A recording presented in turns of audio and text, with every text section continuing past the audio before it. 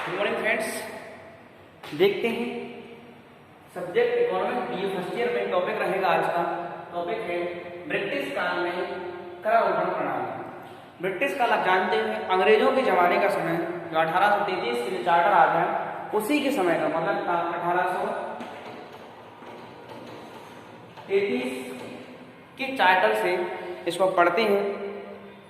तो east India company यहाँ भारत देश में आए तो उन्होंने कौन कौन से कर हमारे ऊपर लगाए थे, उन कौन कौन से करों की हमें भरपाई करनी पड़ती है, उन करों को समझते हैं। क्या टॉपिक है ब्रिटिश काल में, मतलब अंग्रेजों के समय ब्रिटिश काल में करारोपण प्रणाली, जो कर टैक्स लेने की जो प्रणाली, मतलब प्रेजेंट में देखेंगे अभी तो नरेंद्र मोदी जीएसटी चला रहे हैं, जीएसटी ले रहे हैं और सेंटर ले रहे हैं, मतलब कि 4 जीएसटी लेते हैं, यूएस की तरीके से जीएसटी ले रहे हैं। तो आप ब्रिटिश काल में कौन सी कर प्रणाली चलती है इसको अपन देखेंगे, इसको अपन समझते हैं और समझते समझते आते हैं।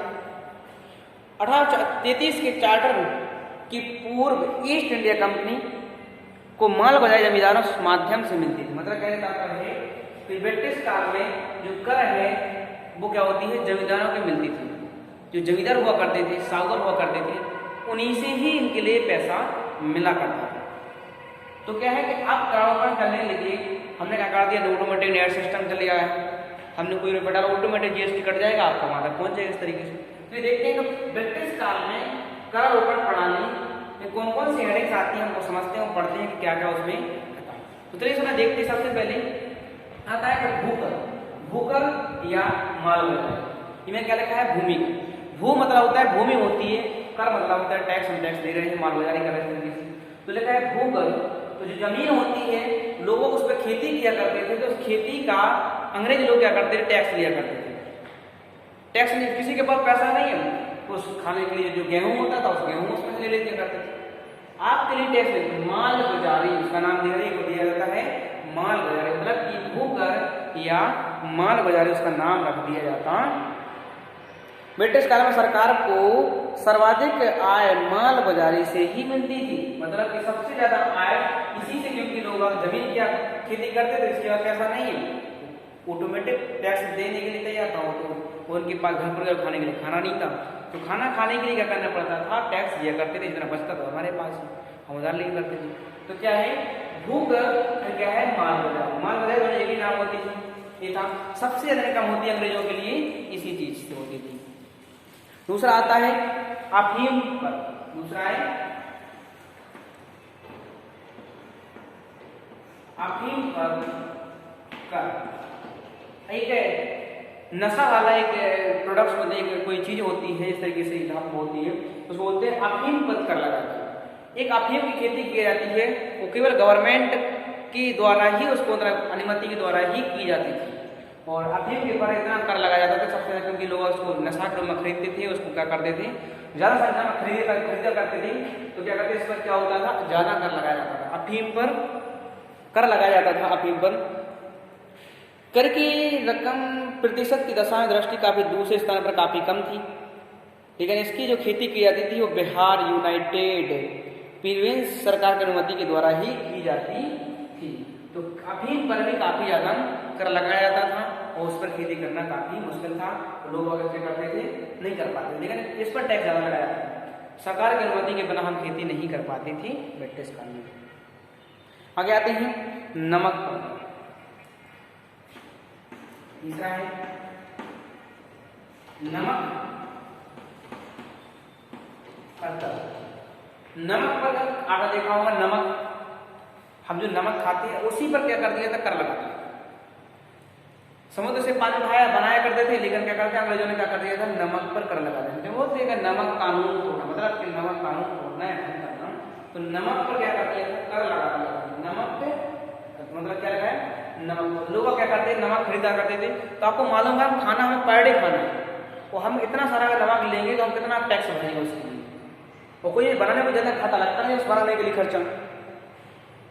तो भारत में जो नमक पैदा होता था, जो नमक विदेशों से आयात किया जाता था, उन पर कर लगाया जाता था। भारत के राष्ट्रपिता महात्मा गांधी ने इसी नमक पर कर को हटाने के लिए एक आंदोलन चलाया था, नमक कानून भंग कराया तो उन्हें तरीके से।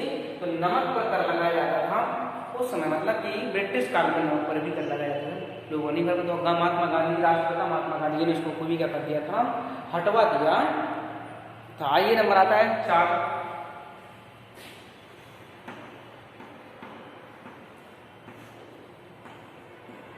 कस्टम कर।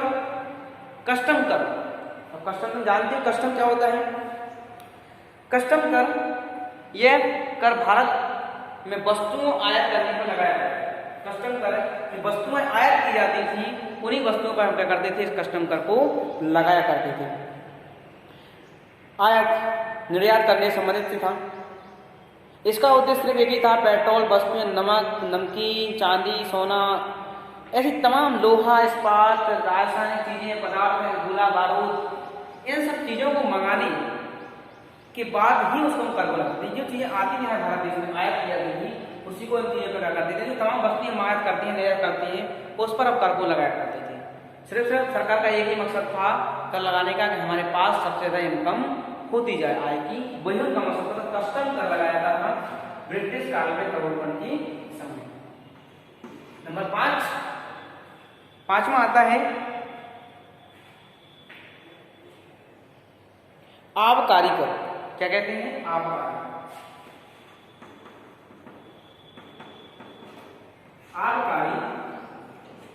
आबकारी कर हम जो शराब पीते हैं, अफीम होती है, शराब होती है, दवाइयाँ होती हैं, कई प्रकार के विशिष्ट शुल्क होते हैं, इन पर क्या होती है, आबकारी कर को लगाया जाता है। आबकारी कर, आबकारी कर मतलब शराब होती है और तमाम चीजें होती हैं, नशा मुक्ति वाली दवाइयाँ होती हैं, इस तरीके से उस पर आबकारी कर लगाया, उसको बोलते हैं आबकारी कर। उस पर चीजों को क्या करते थे, कर को लगाया करते थे।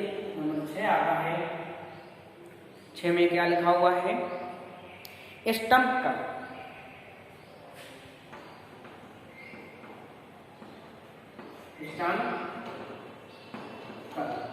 स्टंप कर जानते हो, एक न्यायिक होता है, एक गैर न्यायिक होता है।